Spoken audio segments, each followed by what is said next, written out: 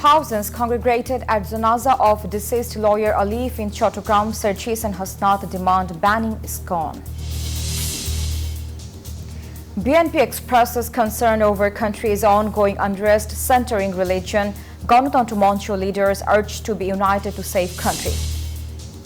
Begum Khaleda Zia acquitted in 2 cases including Zia Charitable Trust case. Tariq Rahman cleared of tax invasion case.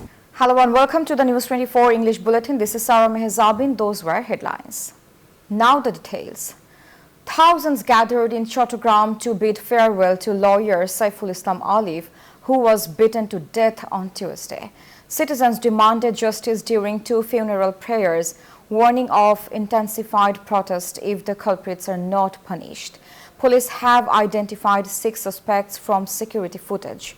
Meanwhile, the Chattogram Bar Association announced a court boycott and security forces remain on high alert across the city.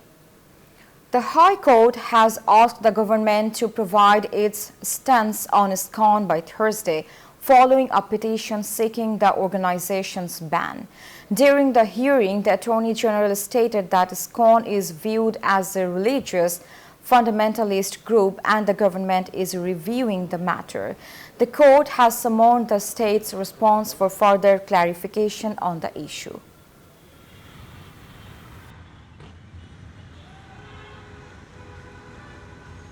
BNP Secretary General Mirza Fakhrul Islam Alamgir expressed deep concern over the growing religious frenzy in Bangladesh, calling it alarming. Speaking at the Doctors Association of Bangladesh event in Dhaka, he accused certain groups of pushing the nation into darkness. BNP leaders also claimed Sheikh Hasina is undermining communal harmony from abroad. They demanded action against those they labeled as accomplices of authoritarianism. Leaders of the Ganatantra Manch stated that the interim government must bear full responsibility for ongoing unrest. Speaking at a press conference in Dhaka, they called for national unity to counter conspiracies destabilizing the country.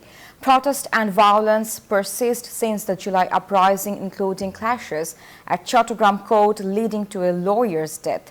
They warned that failure to unite could deepen the crisis orchestrated by former regime loyalists. BNP chairperson Khaleda Zia was acquitted in the Zia Charitable Trust and Baru Pukuria coal mine corruption cases on Wednesday. The High Court ruled no evidence of power abuse existed in the trust case. Lawyers hailed the verdict as justice. In the coal mine case, a judge noted no charges were framed in 16 years, with lawyers criticizing the case as politically motivated by previous governments.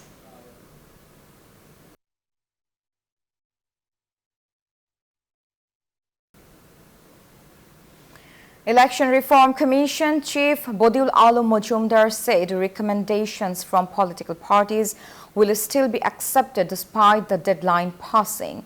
Speaking Wednesday at a dialogue with marginalized groups in Parliament's cabinet room, he discussed their call for reserved seats for indigenous women and staggered voting in key constituencies. Indigenous and Dalit leaders also urged the inclusion of a no-vote option and the establishment of a bicameral parliament.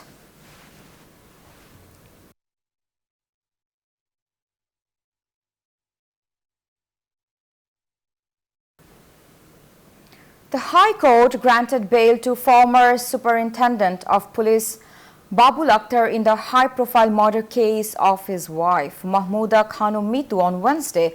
Justice M.D. Ataur Rahman and Justice Ali Reza issued the order. Babul Akhtar's initial bail plea was rejected in August by a Chattogram court. In March 2023, charges were framed against Akhtar and 6 others, marking the start of the trial.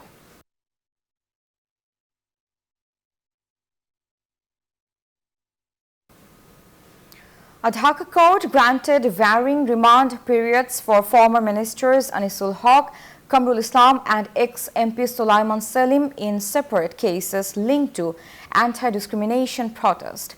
On Wednesday, police presented them before Metropolitan Magistrate Bilal Hussain, who approved 3-day remands for Haq and Islam and 7 days for Salim in cases from Jatrabari, Lalbagh and Chowk Bazar police stations. The court's decision followed police request for further investigation.